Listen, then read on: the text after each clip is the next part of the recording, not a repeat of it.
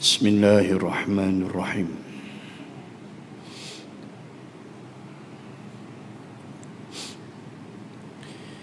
Assalamualaikum warahmatullahi wabarakatuh.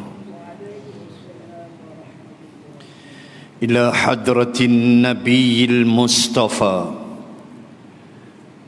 Muhammadir Rasulillahi sallallahu alaihi wasallam wa kafatil anbiya'i wal mursalin wal malaikati muqarrabin wal qurubin wa ala sadatina Abi Bakrin wa Umar wa Uthman wa Ali wa ila baqiyati sahabati ajma'in wa khususan ila ruhi Nuraini binti Bahrin syai'un lillahu lahumul Fatihah. A'udzubillahi minasyaitonir rajim. Bismillahirrahmanirrahim. Alhamdulillahi rabbil alamin arrahmanir rahim. Iyyaka na'budu wa iyyaka nasta'in.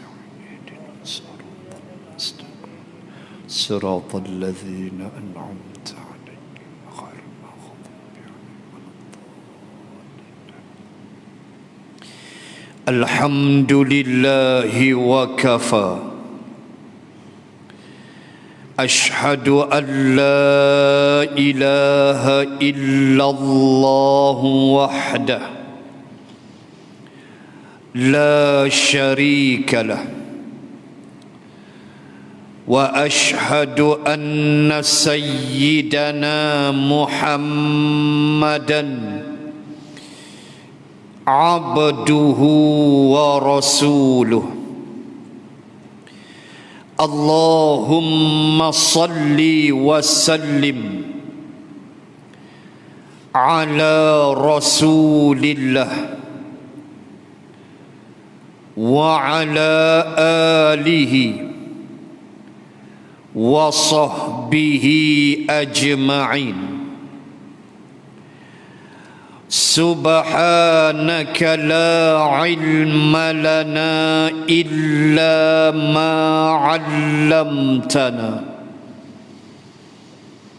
إنك أنت العليم الحكيم. بسم الله ما شاء الله لا حول ولا قوة إلا بالله العلي العظيم. وبعد، أعوذ بالله من الشيطان الرجيم. إن الذين آمنوا والذين هاجروا وجاهدوا في سبيل الله أولئك يرجون رحمة الله والله غفور رحيم. Suratul Baqarah ayat 218. Mafhum.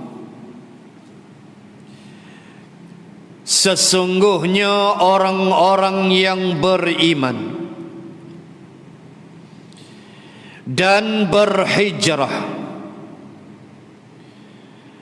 dan berjihad di jalan Allah Subhanahu wa ta'ala, maka merekalah golongan manusia yang mengharapkan rahmat daripada Allah Subhanahu wa ta'ala. Dan Allah itu Maha Pengampun lagi Maha Pengasihan. Ashabul kiram, tuan pengurusi majlis yang dimuliakan Ustaz Khairul Fitri, seluruh kepimpinan masjid, muslimin dan muslimat rahimakumullah.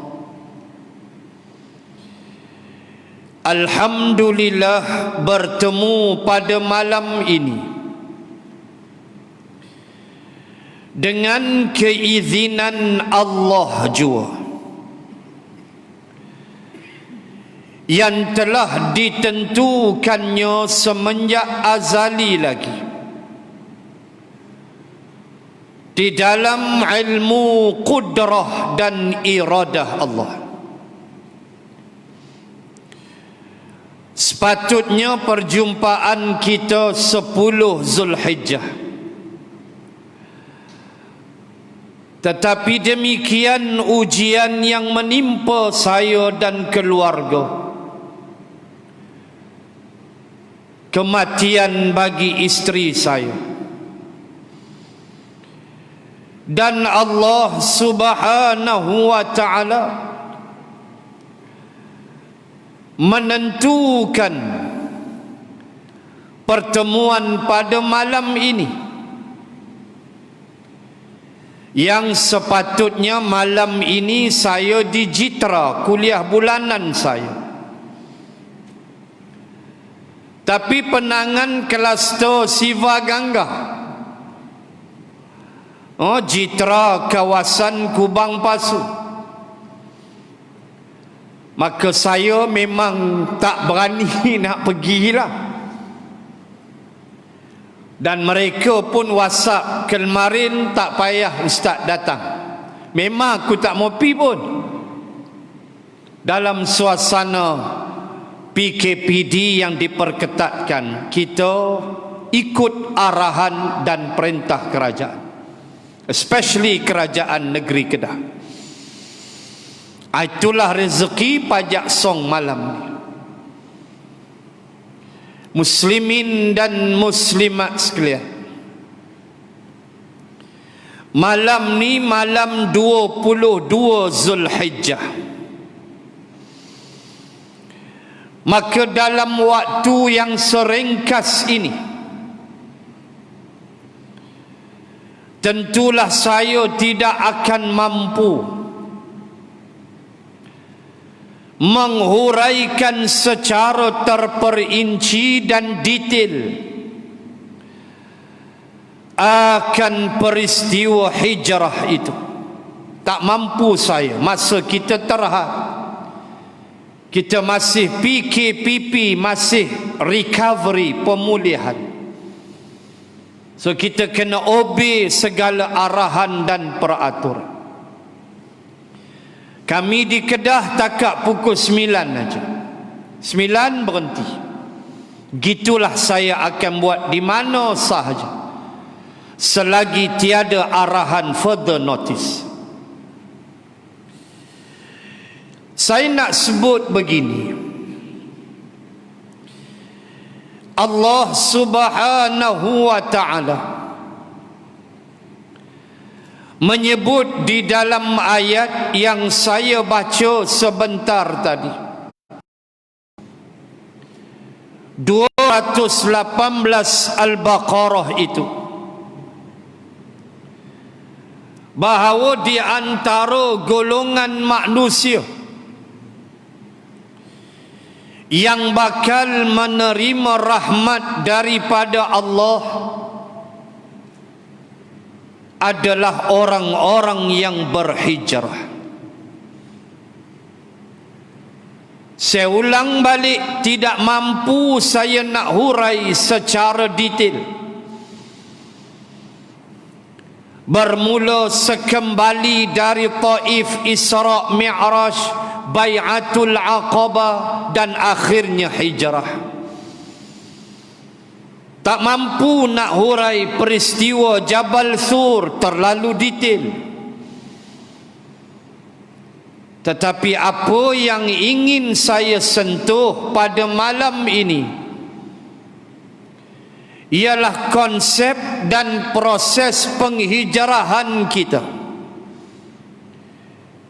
Kerana hijrah itu tidak berhenti sekadar Madinatul Munawwarah sahaja,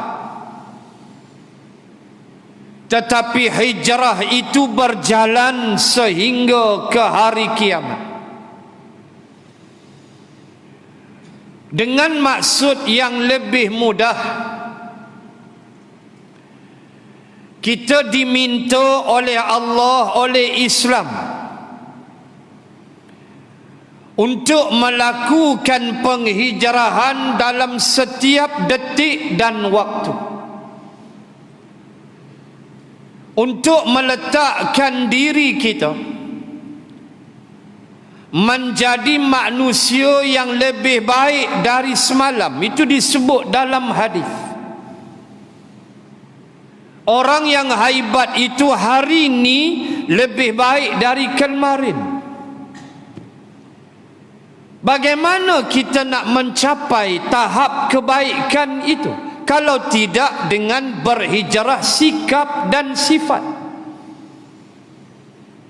Umpama contoh, kalau kemarin baca Qurannya 1 muka surat, hari ini 3 muka surat. Apakah dengan membaca 3 muka surat itu satu perkara yang mudah? Jawab dia susah. Silap-silap tak baca terus. Sebab kemarin dah baca, hari ni relax lah. Tapi atas sikap dia berhijrah, dia lawan nafsu dia, dia memikirkan pahala-pahala yang bakal dia dapati, maka dia sanggup untuk berlawan dengan kehendak dirinya, menghijrahkan dirinya, menghijrahkan bacaannya daripada 1 muka surat menjadi 3, dan begitulah seterusnya. Alhamdulillah. Saya nak fokus ke hijrah sikap dan perangai. Tahun ini kita baru habis ni kerja haji. Walaupun kerja haji pada tahun ini agak istimewa, rukunnya semua ada, wajib hajinya semua ada, tetapi tidaklah sama suasananya macam kita buat haji dulu. Ini rezeki masing-masing. Kita menerima foto-foto bagaimana mereka berwukuf. Mereka wukuf atas kursi pula, macam kursi kapal terbang, business class. Duduk relax dalam khemah aircon. Kita wukuf dulu macam ikan sardin bersesak dalam khemah. Kadang-kadang tak ada tempat dalam khemah. Saya pernah kena sekali bawa jemaah haji sampai Arafah 3 pagi. Biasalah bas shuttle kita. Sampai Arafah tempat tak ada. Walhal kita dah ada maktab dah. Maktab 89 saya masih ingat lagi.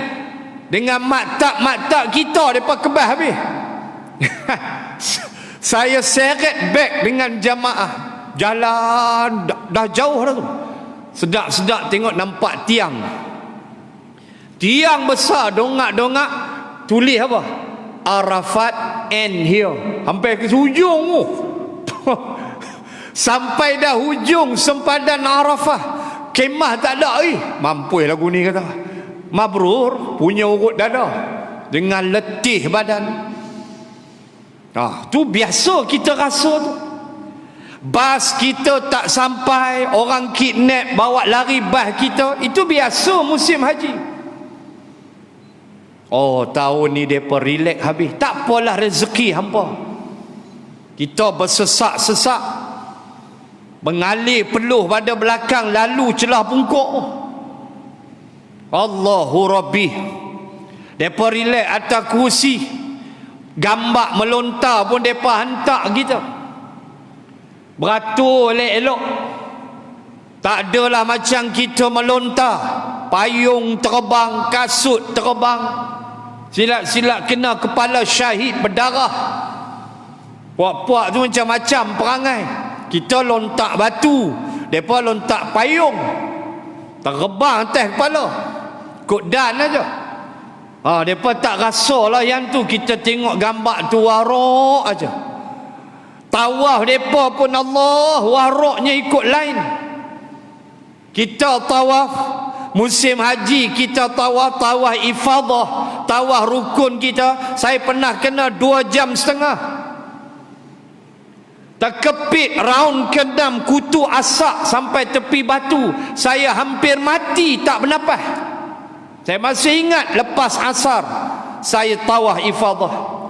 Kutu punya impit ni tok saya cakap 2 jam setengah baru selesai. Tu pun jenuh tarik nafas, dada macam nak pecah. Allahu Akbar. Depa punya tawaf relax, ikut lain. Rezeki masing-masing. Tapi tak dapat sentuh Kaabah. Tu saya rasa galat lah. Nak buat lagu mana? Undang-undang dan peraturan. Kita dulu cukup syok. Hijir Ismail lah, Hajar Aswad lah, Multazam lah, bawah ketiak negro pun jadilah. Janji Multazam, angkat-angkat ninja bulu ketiak negro. Di mana tu Multazam punya nak lekap muka kat dinding Kaabah tu, negro awal lagi. Angkat-angkat kepala nampak hitam pun bulu ketiak dia. Tak apalah, tahan nafas pi. La warok. Tak apalah, rezeki hampa. Janji buat kerja haji. Apa kita nak sebut? Ialah pengajaran yang boleh kita ambil dalam konteks hijrah. Tuan-tuan muslimin muslimat dalam waktu yang terbatas ni, saya nak sebut begini ya. Semua kita tahu antara wajib-wajib haji melontar jamarat, kutip batu di tempat Nabi Ibrahim bermimpi. Nabi Ibrahim bermimpi menyembelih Ismail alaihi wassalam di mana? Di Muzdalifah. Mengikut riwayat 2-3 malam straight Nabi Ibrahim bermimpi ketika dia tidur di Muzdalifah bahawa dia menyembelih Ismail. Kita kutip batu di situ. 7 biji untuk Jamratul Aqabah tahallul awal, 21 biji untuk 11, 12, 13. 21 kali 3 hari jadi 63. Campur dengan 7 Jamratul Aqabah tahallul awal, buka ihram, jadi 70 biji. Selalu kita kutip lebih lah, 80, 70 lebih, standby. Baik, kita nak sebut antara benda yang kita declare, antara benda yang menjadi pengisytiharan tahunan di Mina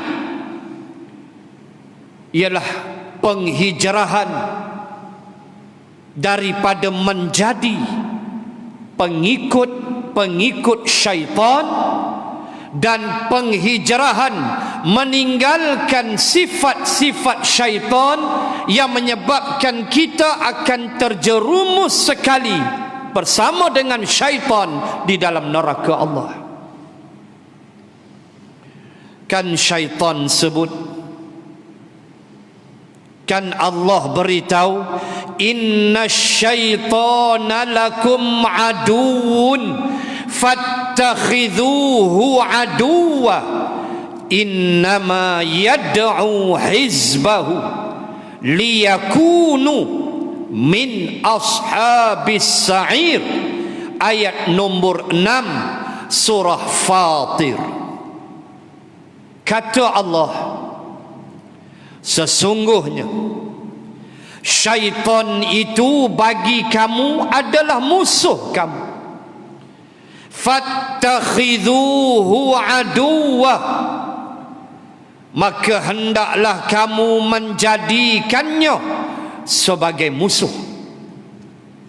Innama yad'u hizbahu, sesungguhnya syaitan itu, kata Allah, yad'u, akan menyeru, hizbahu, kuncu-kuncunya, akan menghasut kamu supaya liyakunu min ashabis sa'ir, supaya kamu dengan menerima hasutan syaitan, kamu akan masuk sekali dalam neraka sa'ir. Na'udzubillah.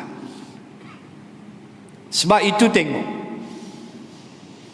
kenapa ada jamratul ula, jamratul wusta, jamratul kubra, atau dinamakan juga jamratul aqabah. Jamratul ula kecil, jamratul wusta besar sikit, jamratul aqabah atau jamratul kubra belah hujung tu bujur besar lagi. Kenapa ada kecil? Kenapa ada sederhana? Kenapa ada besar? Ini dibahas oleh para ulama. Antara jawapannya ialah demikianlah godaan syaitan. Ada godaan dia kecil, ada godaan dia sederhana, ada godaan dia besar. Namun walaupun kecil tetap dilontar, walaupun sederhana tetap 7 biji batu, apatah lagi kubra yang hujung. Persoalan kedua, kenapa 7? Tak boleh kurang, kalau terlebih tak apa. Jawapan pun ulama bagi, kerana 7 biji batu itu yang kita lontar ketika kita bertakbir Allahu Akbar, rajman lisyaitan wa hizbihi. Ambil satu lagi, Allahu Akbar, rajman lisyaitan wa hizbihi. Aku melontar syaitan dan kuncu-kuncunya. Berapa? 7. Kutip batu tu biar batu, jangan tai unta. Di Muzdalifah tu tai unta pun ada.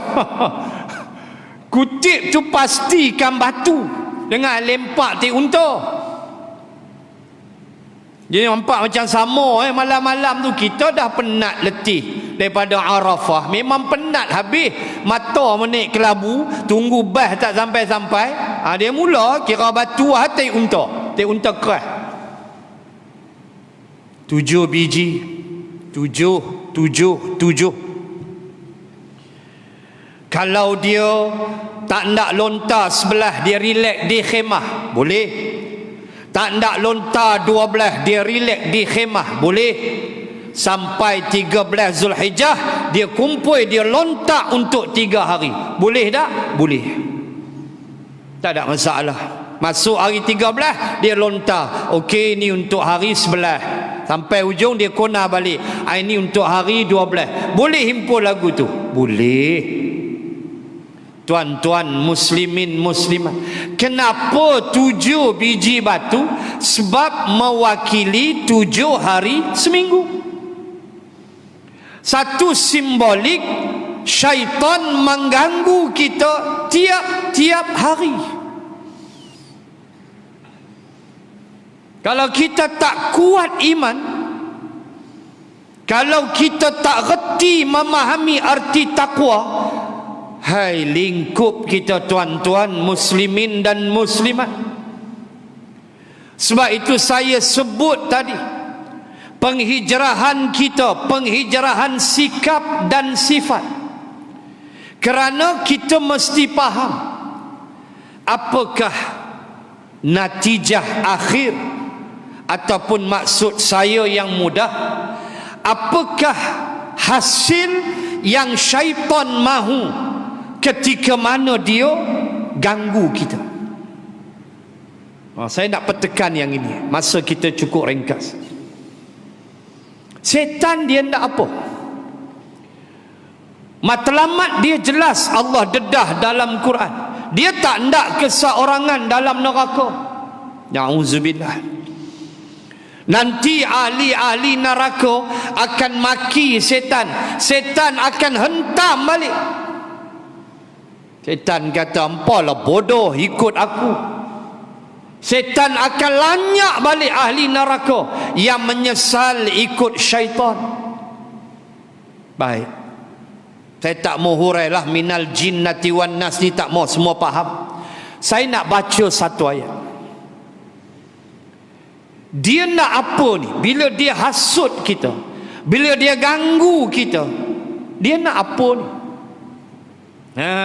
Apa yang dia harapkan daripada kita, yang kita kena segera berhijrah, meninggalkan kehendak dia. Maka saya bacakan satu ayat sebagai jawapan persoalan untuk kita berfikir. Kerana kita takut sifat ni memang ada pada manusia. Ayat berapa? Sab'ah wa ashar 17. Surah apa? Al-A'raf. Suratul A'raf ayat 17. Apa kata Allah? Ayat tu merupakan dialog di antara Allah dan iblis syaitan. Dihalau keluar, berlaku dialog. Dihalau dari syurga, berlaku dialog. Baik, dia kata Allah cerita, "Thumma la'atiyannahum min baini aydihim wa min khalfihim wa an aymanihim wa an syama'ilihim wala tajidu aktsarahum syakirin." Itulah dia natijah akhir godaan iblis. Apa ayat? Allah kata kemudian daripada itu, la'atiyannahum min baini aydihim. Wahai Allah, kata iblis, aku akan mendatangi mereka, aku goda mereka. Jalan pertama aku datang, mim baini aidihim, arah depan. Wa min khalfihim, aku attack daripada arah belakang. Wa an aymanihim, aku datang melalui arah kanan. Wa an syama'ilihim, aku datang melalui arah kiri.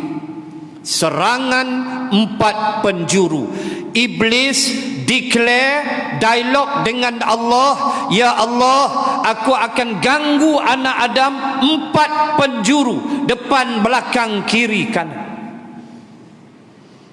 Macam pilihan raya dah, 4 penjuru. Dia attack, ganggu kita. Baik, lepas tu dia kata apa? Ini dia hujung penutup ayat 17 Al-A'raf. Apa kata Allah?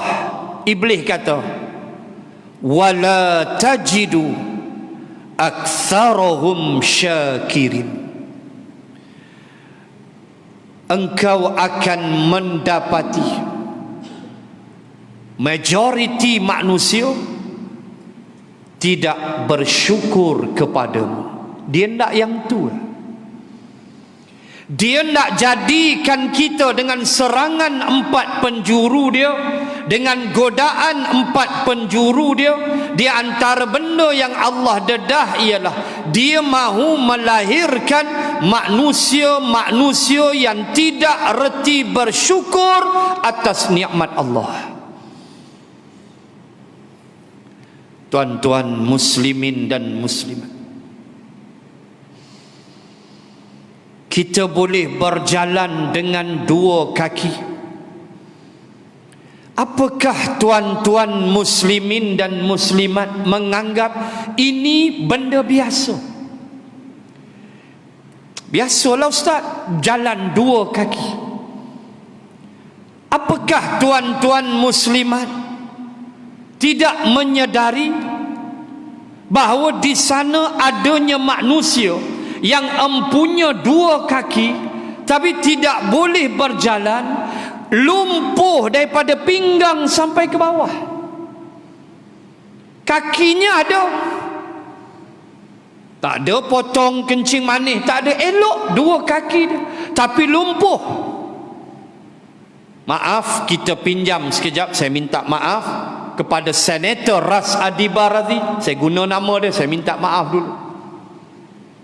Kalau dia mengikuti, dia mendengar kuliah ini, sekadar mengambil contoh bagaimana ujian ke atas dia, pembaca warta berita mengaji Amerika Syarikat, newscaster TV3, cukup hebat. Balik kerja orang rompak dia, ingat lagi peristiwa itu. Orang katuk kepala dia dengan helmet waktu rompak dia nak pergi ke kereta dia nak balik, hentam dengan helmet. Saraf-saraf ada yang tak berapa elok, saraf tu putih, ada yang tak berapa, kenalah saraf tu, helmet tu kena pada saraf, akhirnya dia lumpuh.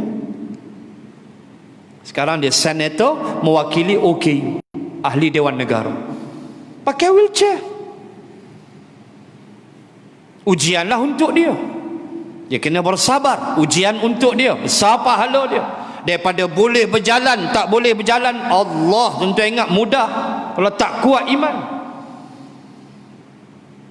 Apakah kita boleh berjalan dua kaki ke masjid ini satu kebetulan? Jawabnya tidak, tetapi nikmat Allah Subhanahu wa taala yang wajib kita syukuri.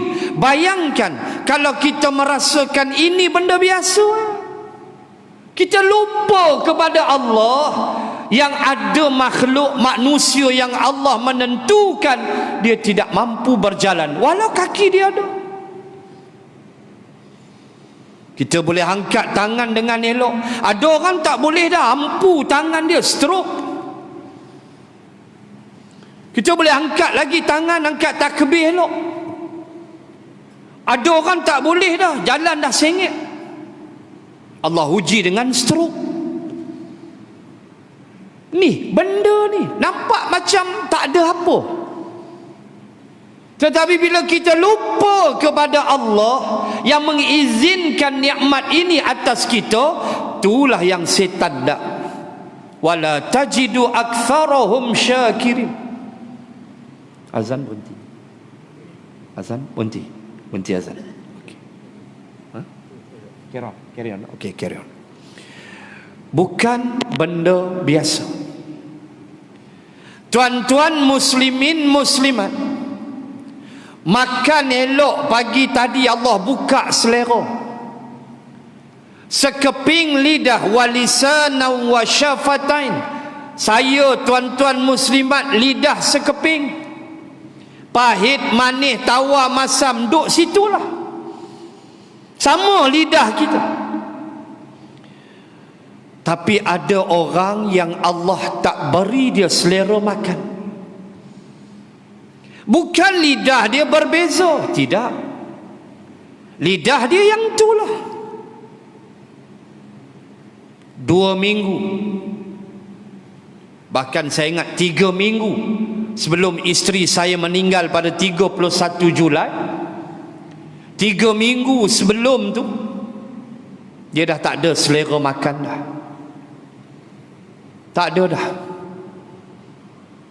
Makan tak ndak, minum tak ndak.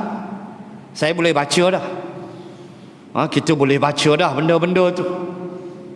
Bayangkan Dia bukan sedar sangat, bukanlah koma, tak berapa sedar.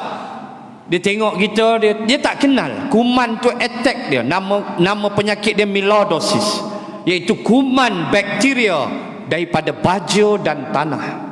Selalu attack orang bendang. Tapi arwah isteri ni suka tanam pokok bunga, jadi mungkinlah tak proper handling sarung tangan, tak pakai ke, dan dia ada kencing manis sikit. Mungkinlah baja kuman tu masuk sikit ke apa, kita pun tak tahulah. Itulah kata doktor, milordosis. Dia macam kanser. Kanser setempat. Kalau kanser rahim, duk rahim aja. Dia ni tak, dia merebak satu badan. 28 Jun admitted Sungai Petani, 31 Julai habis. Sebulan 3 hari je. Punya cepat. Tapi itu dia kasih sayang Allah. Bayangkan, dalam keadaan dia sedar, tak sedar, kuman tu duk main buah pinggang dia, attack paru-paru dia. Doktor kata dah duk dalam darah dah, memang beratlah kata doktor. Dalam keadaan tu kata kasih sayang Allah, saya bawa mak ayah dia. Mak ayah dia masih hidup, umur 84, 80 lebih.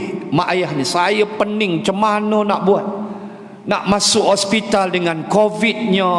Mak abah dan mak pula dah 80 lebih. Mana hospital nak bagi masuk?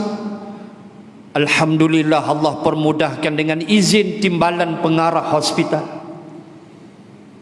Dia kata tak apa ustaz, bawa saya izinkan nak tengok anak. Bawa, Alhamdulillah, mak abah datang daripada KL. Saya bawa, dia hantar pegawai dia, timbalan pengarah hantar pegawai dia, iring mak abah saya, mak mentua pak mentua lah, mak ayah saya meninggal dah.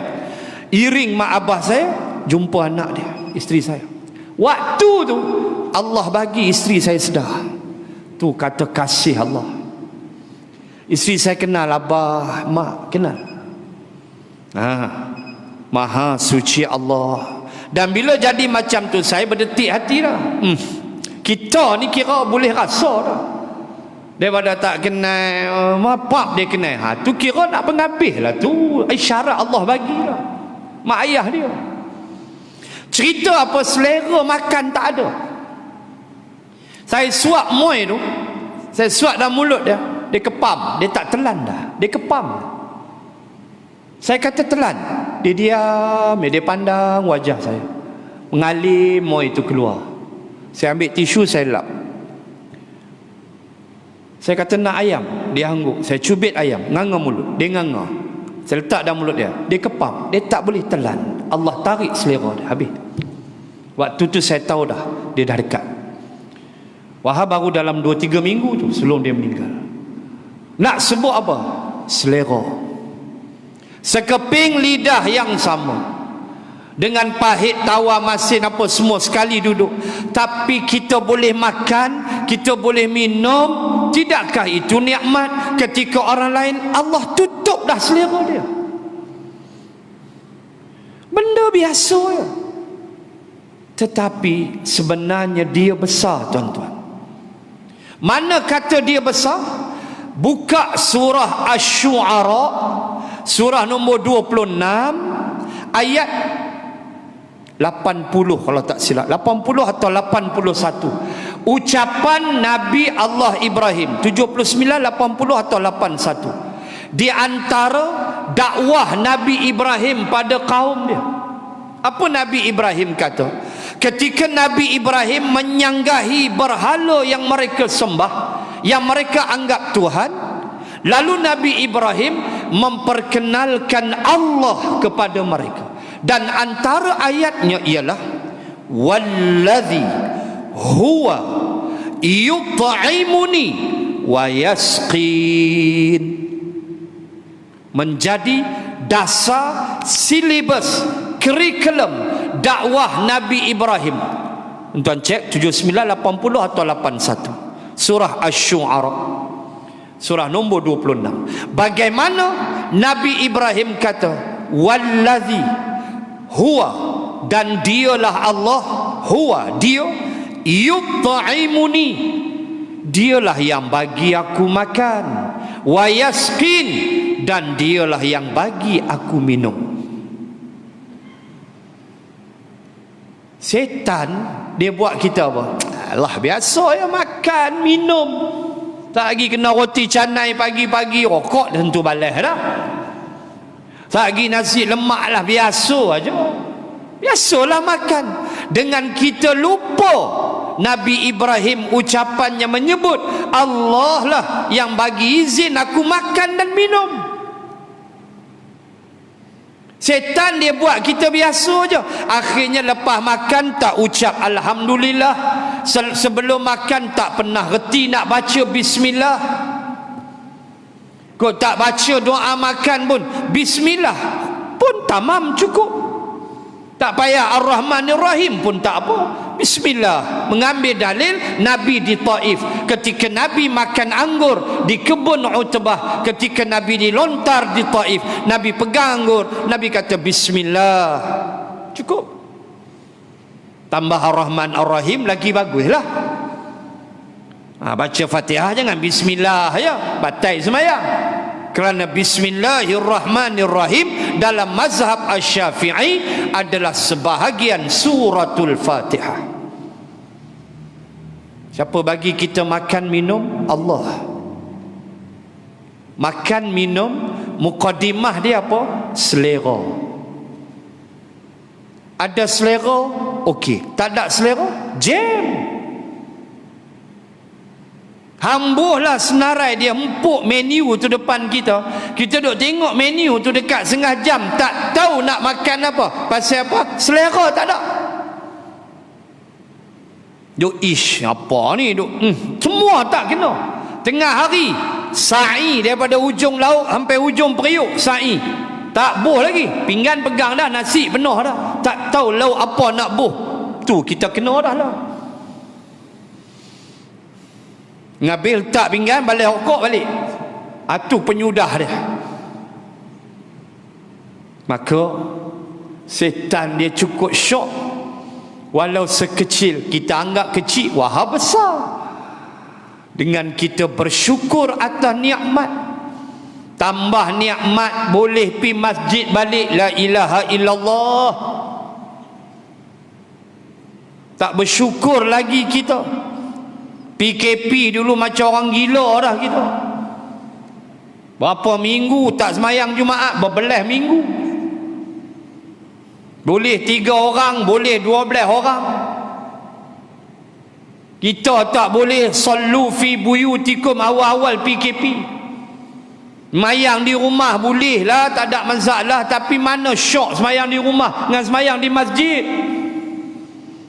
Lain. Walaupun kita yakin Allah bagi pahala kat kita macam kita semayang di masjid, sebab kita ahlul masajid, kita yakin yang itu. Tapi tak terasa lah nikmat semayang celah televisyen, sujud-sujud nampak biji buah kurma lepas buka puasa. Mayang terawih jadi imam, naik pangkat tok laki, naik pangkat ayah. Tapi duk baca tu li ila fi Quraisy setiap malam, sampai bini panggil dia suamiku Quraisy. Tak apalah, janji semayang. Dah dibuka masjid, batang hidung pula tak nampak. Mana syukur? Innama ya'muru masajid Allah. Jangan lupa At-Taubah tu.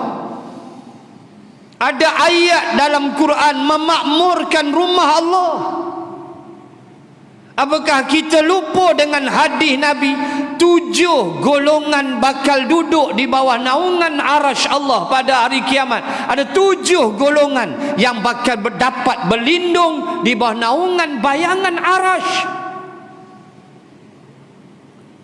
Antaranya rajulun qalbun mu'allaqun fil masajid. Lelaki mukhalafah dia sekali lah, perempuan ngajilah Arab. Dah Nabi habaq lelaki, termasuklah perempuan mukhalafah dia. Mereka-mereka yang mu'allaqun, yang hati mereka ni mu'allaq, terikat dengan masjid. Syok nak pi masjid. Semayang subuh syok, balik subuh tanam azam dah, zuhur sagi aku mai ya Allah. Habis zuhur balik asar lagi aku mai. Dengar ada kuliah aku mai ya Allah. Ni orang yang duduk bawah naungan arasy. 7 golongan tu kita nak boh 7 mungkin tak dapat. Dapat 1 jadilah. Ni peluang kita PKPP.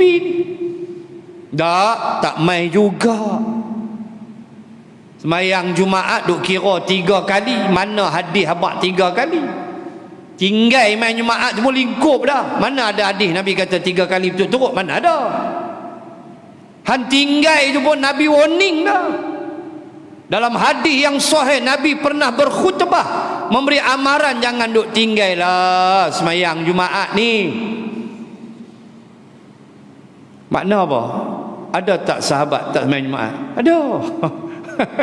Ada, sebab tu Nabi warning. Jangan kita buat tak ketahuan. Dah boleh buka masjid, cuma ikutlah SOP, bawalah sejadah, pakailah topeng. Lagi dia main sifar gangga mampu. Hang punya pasai, nasi kandak punya haru, orang suruh kuarantin, hampir berjalan. Hang mampu. Habis dengan megak dewa, dengan kuliah-kuliah kita tak boleh main. Ni dia benda dia. Maka syukuri nikmat boleh ke masjid. Ikat hati dengan rumah Allah. Jangan sampai tutup besok kita langgar prosedur SOP, tutup nyaya kita tak mau. Punya syok dah ni. Walaupun terpaksa social distance, tak apa, saya yakin nanti sampai masa dia kembali asal, cuma tak tahu bila. Dan kes pun taklah banyak, mana 2 digit begitu aja. Dan banyak kluster-kluster, banyak import. InsyaAllah mudah-mudahan. Apa yang pentinglah kita bersyukur. Dengan nikmat kesihatan, boleh ke masjid. Dengan nikmat akal kita sihat, boleh menerima ilmu. Kita syukuri semua ini. Sebab syaitan memang tak nak kita bersyukur. Dia tak nak sungguh. Dia suruh kita makan, bismillah tak baca, alhamdulillah pun tak sebut. Dia mahu yang itu. Sebab itu dalam surah Saba, wa qalilum min ibadiyash syakur.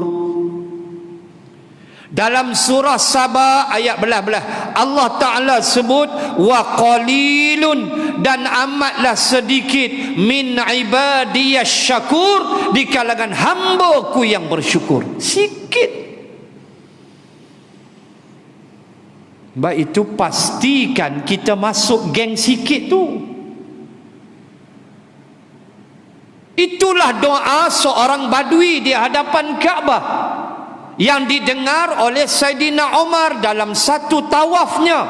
Saidina Umar mendengar badui itu berdoa, Allahumma ja'alni minal qalil. Dia ulang 3 kali, Allahumma ja'alni minal qalil. Wahai Tuhan, jadikan aku di kalangan golongan sedikit. Saidina Umar tersentak. Saidina Umar tanya dia, orang duk minta banyak, hang duk minta sikit. Badui tu belasah Saidina Umar. Badui tu kata, hang khalifah takkan tak baca Quran. Dia balun situ lah badui, bukan dia ada adab. Hak duk cekek leher Nabi, badui semua. Depa tak ada adab. Pernah seorang badui minta duit dengan Nabi, cakap tu punya kasak, buat main sikit duit. Ingat harta Madinah ni pak hang punya apa? Tu dia. Habak kat Nabi lagu tu lah. Ingat harta Madinah ni pak hang punya, buat main sikit duit. Pak hang. Nabi reti badui. Nabi tak ada apa, Nabi sabar gitu. Nabi tak ada balas apa. Bahkan Nabi bagi ke dia. Yang kata badui ni kasar. Hai kata hang khalifah Quran tak baca ke? Dia hantam Saidina Umar. Kata hang tak tengok dalam Quran yang bersyukur sikit. Aku nak masuk yang sikit tu. Allahumma urut dada. Lalu Umar berdoa, ya Allah, ya Tuhanku, rahmatilah mereka-mereka yang menunjukkan kepada Umar akan salah silapnya. Itu antara doa Sayyidina Umar. Dia minta pada Allah, berilah rahmat pada orang yang tunjuk pada Umar, Umar ni salah, Umar ni alpa. Itu dia Sayyidina Umar. Muslimin dan muslimat, 92 minit. Nak sebut apa? Kita nak sebut syaitan ndakkan kita jadi golongan kufur. Lawan kufur ialah syukur. Maka marilah kita melakukan proses penghijrahan yang mudah-mudah. Berhijrah, tinggalkan perangai huduh. Mazmumah kita lempak buang, mahmudah. Mazmumah kufur, mahmudah syukur. Walau sekecil 5 sen kita bersyukur. Walau sekeping roti canai kita bersyukur. Walau sedikit minuman yang kita dapat, kita bersyukur kerana di sana ada manusia yang Allah tak izin dah dia makan dan minum. Muslimin dan muslimat, saya tutup dengan ayat 40 suratul Naml, surah semut. Falamma ra'ahu mustaqirran 'indahu qala hadha min fadli rabbi liyabluwani aashkuru am akfur wa man syakara fa innama yashkuru ala nafsi. Al-ayah. Ucapan cerita Nabi Sulaiman. Falamma ra'ahu mustaqirran 'indahu, maka tatkala Sulaiman melihat singgasana Balqis berada di hadapan dia dengan izin Allah, daripada Yaman terbang pergi Palestin, singgah sana Balqis. Maka apa kata Nabi Sulaiman? Hadza min fadli rabbi, inilah kurniaan Tuhan aku. Liyabluwani, aku tahu Allah menguji aku. Aashkuru, sama ada aku bersyukur, am akfur, atau aku kufur. Wa man syakara, maka barang siapa yang bersyukur, fa innama yashkuru li nafsi, maka syukur tu atas diri dia sendiri. Wa man kafara fa innallaha ghaniyyun karim, siapa yang kufur, Allah itu maha terkaya dan Allah itu maha mulia. Tak ada sekupang Allah tak heran kalau kita kufur kepada dia. Sekupang Allah tak heran. Kitalah yang akan menerima balasannya. Na'udzubillahi min zalik. Semoga sedikit peringatan, tazkirah pada malam ini menjadikan saya, tuan-tuan muslimat, insan yang senantiasa melakukan kebaikan dalam hidup, walau sekecil mana sekalipun. Seperti tajuk kitab ini, la tahqiranna minal ma'rufi syai'a, janganlah kamu abaikan kebaikan walau sekecil mana pun. Ini hadis Nabi, ada kitab dia. Walau sekecil, walau melemparkan senyuman, kata Rasulullah. Tak ada apa nak bagi dah. Jumpa kawan senyum, kawan tu seronok kita senyum pun Nabi suruh buat. Apatah lagi bantu orang, apatah lagi masjid, tuan-tuan, renovation dan sebagainya. Ustaz Khairul Fitri buh dalam WhatsApp macam-macam, bantu, tolong, sebab semua itu adalah kebaikan dan tanda kita bersyukur atas rezeki yang Allah kurniakan kepada kita. Sekadar itu dulu. Wabillahi taufiq wal hidayah. Assalamualaikum warahmatullahi wabarakatuh. Bismillahirrahmanirrahim. Alhamdulillahi rabbil alamin. Assalatu wassalamu ala rasulillah wa ala alihi wa sahbihi ajma'in. Allahumma zidna ilman warzuqna fahman. Allahumma rzuqna fahman nabiyyin wa hifzal mursalin. اللهم اجعل جمعنا هذا جمعا مرحوما وتفرقنا من بعده تفرقا معصوما. اللهم اغفر لها وارحمها وعافها واعف عنها وأكرم نزلها ووسع مدخلها اللهم اجعل قبرها روضة من رياض الجنة وصلى الله على رسول الله وعلى آله وصحبه وبارك وسلم والحمد لله رب العالمين سبحانك اللهم وبحمدك نشهد أن لا إله إلا أنت ونستغفرك ونتوب إليك والله أعلم.